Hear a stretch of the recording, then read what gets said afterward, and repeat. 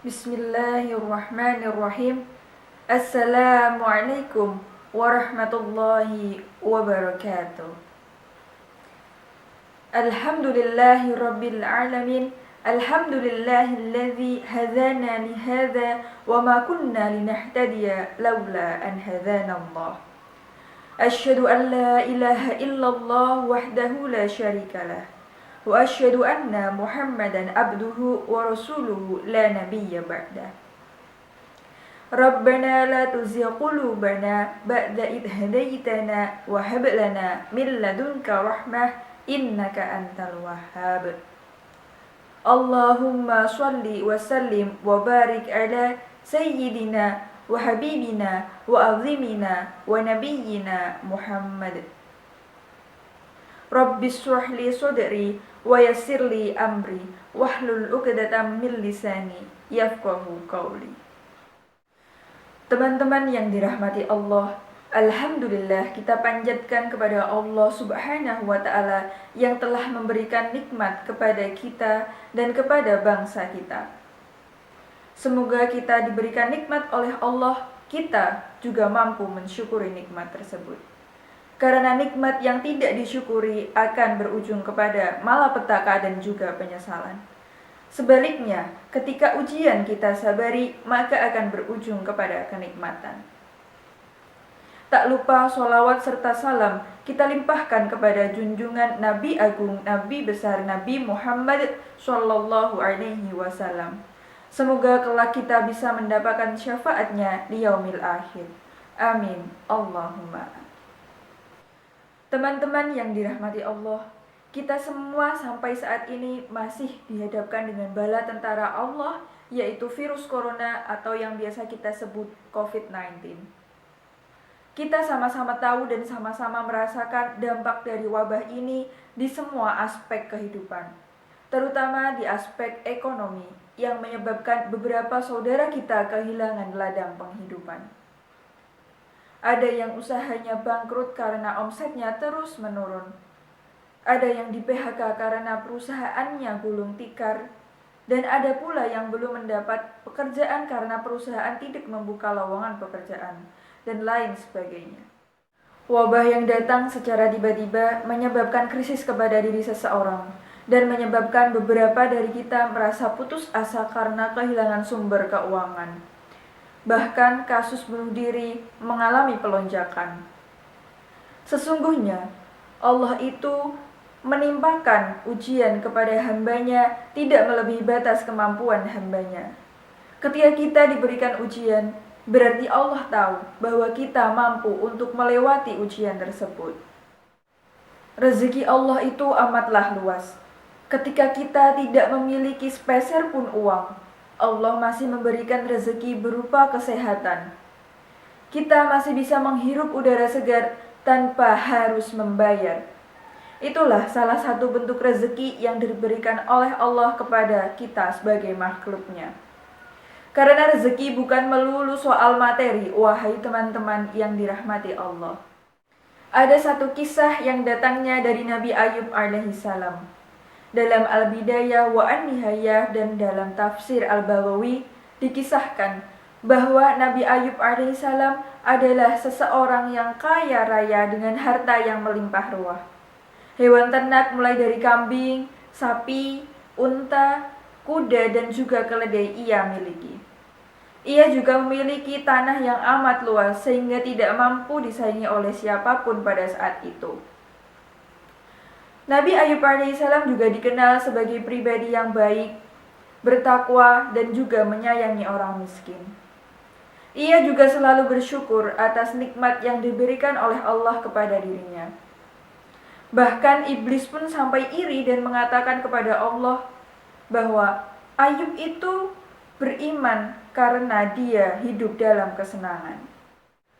Maka Allah berikan ujian keimanan kepada Nabi Ayub alaihissalam dengan mengambil semua harta kekayaannya. Iblis pun menggoda, "Wahai Ayub, lihatlah semua harta kekayaanmu telah diambil oleh Allah. Lalu untuk apa kamu beribadah? Seharusnya kamu marah," kata iblis.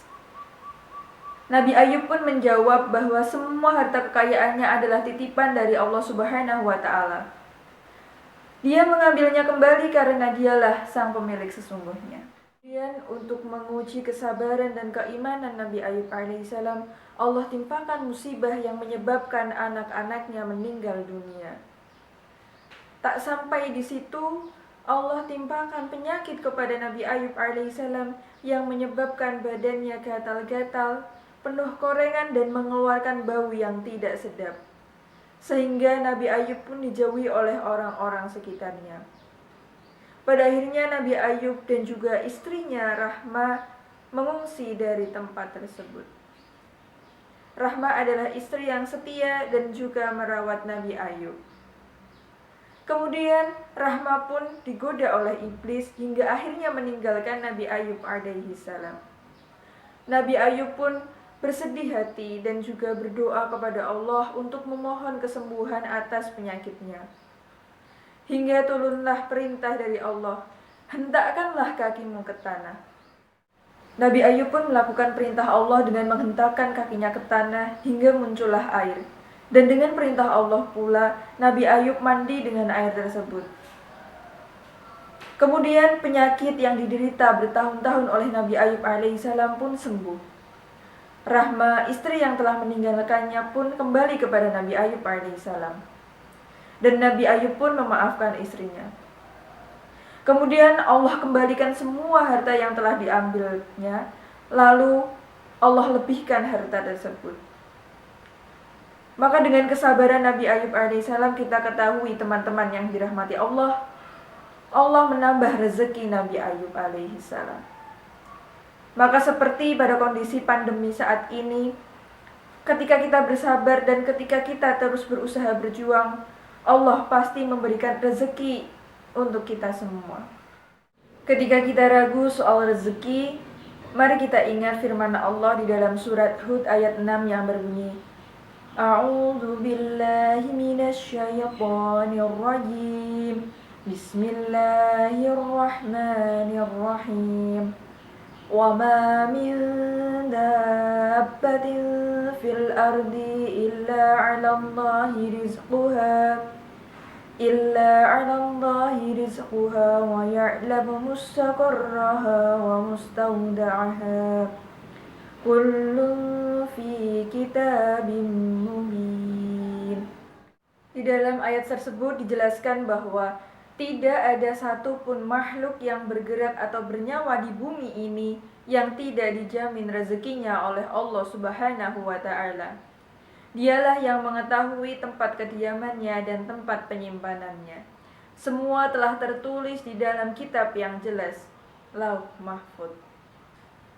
Nah, ayat tadi bisa menjadi penguat untuk hati kita, bukan penguat untuk fisik kita. Tetapi ketika hati kita sudah kuat, maka tubuh kita atau fisik kita juga ikut kuat. Seperti kata Nabi, jika hatinya baik, maka semuanya akan ikut baik. Tetapi jika hatinya buruk, maka semuanya akan ikut buruk. Ketika hatinya sudah give up, maka fisiknya pun akan melemah. Tapi ketika masih punya belief ke Allah, masih punya harapan ke Allah, maka fisiknya pun akan ikut kuat. Teman-teman yang dirahmati Allah, Allah itu tahu di mana rezeki kita disimpan. Allah tahu kemana kita akan membelanjakan rezeki itu.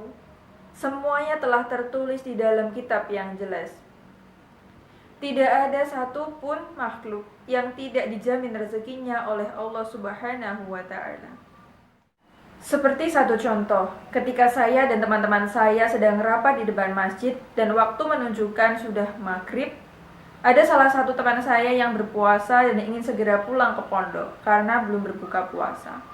Padahal rencana awal kami hanya ingin rapat sebentar, dan kami akhirnya berpikir untuk mampir ke angkringan dekat pondok teman saya. Lalu kami di sana membeli minum, membeli makan, dan juga rapat. Nah, inilah salah satu cara Allah mendatangkan rezeki kepada pemilik angkringan tersebut, melalui kami yang berpikir untuk pergi ke sana. Di masa pandemi ini pula, banyak sekali kisah-kisah orang sukses dengan bisnis kulinernya atau dengan bisnis UKM-nya. Tentu dengan memanfaatkan kreativitas mereka. Seperti suatu contoh, ada salah seorang chef yang dulunya bekerja di restoran. Lalu restorannya tutup selama pandemi. Ia akhirnya berpikir untuk pulang kampung dan berjualan sate serta pisang di sana. Namun, hasilnya sangat minim. Kemudian ia bertemu dengan seorang pelanggannya yang dulu menjadi pelanggan di restoran tempat ia bekerja. Pelanggannya pun merasa kasihan kepada chef tersebut karena kemampuan memasaknya itu sudah sangat mahir. Akhirnya, sang pelanggan ini mengajak chef tersebut untuk bekerja sama membuka bisnis kuliner. Pada awalnya, bisnis tersebut hanya menggunakan sistem pre-order atau PO. Pada awalnya, mereka hanya membuka pesanan 1 kali dalam 1 minggu, lalu 4 kali dalam 1 minggu, dan akhirnya jumlah pesanannya terus bertambah. Maka teman-teman yang dirahmati Allah, dapat kita ambil hikmahnya dari cerita di atas bahwa Allah Subhanahu wa Ta'ala telah mengatur rezeki masing-masing hambanya. Tidak ada yang tidak dijamin rezekinya. Ikhtiar serta doa menjadi kunci jitu untuk tetap eksis mencari peluang di tengah situasi pandemi. Menggali kreativitas juga diperlukan untuk melawan gempuran zaman di zaman yang serba modern ini. Tetap ingatlah bahwa nalar manusia memang terbatas, namun skenario Allah tanpa batas.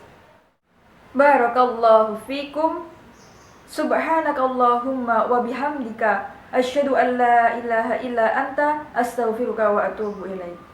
Sekian dari saya, kupat kecemplung santen, menawi lepat kula nyuwun pangapunten. Wassalamualaikum warahmatullahi wabarakatuh.